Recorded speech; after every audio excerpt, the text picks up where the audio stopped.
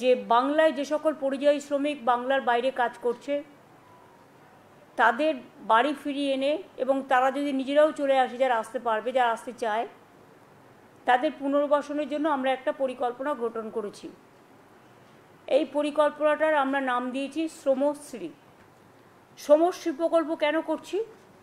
তার কারণ হচ্ছে এই প্রকল্পের মূল উদ্দেশ্য পরিযায়ী শ্রমিকদের বাংলায় ফিরিয়ে আনা এবং তাদের জীবিকার জন্য নিজের পায়ে দাঁড়ানোর জন্য সাহায্য করা। যারা ফিরে আসবেন এককালীন ভ্রমণ সহায়তা সহ আমরা 5,000 টাকা দেব।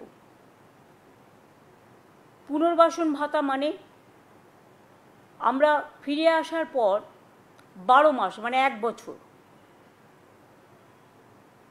নতুন কাজের ব্যবস্থা না হওয়া অবধি প্রতি মাসে তাদের 5,000 টাকা করে দেওয়া হবে।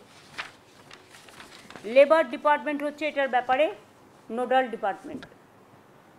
আমাদের উৎকর্ষ বাংলা আছে যেখানে স্কিল ট্রেনিং দেওয়া হয়। ফিরে আসা শ্রমিকদের মধ্যে আমরা দেখব দক্ষতা কার কীভাবে আছে, এবং যদি দক্ষতা থাকে দরকার হলে আমরা তাদের আবার প্রশিক্ষণ দেবো, দিয়ে বিভিন্ন কাজে ইনভলভ করব।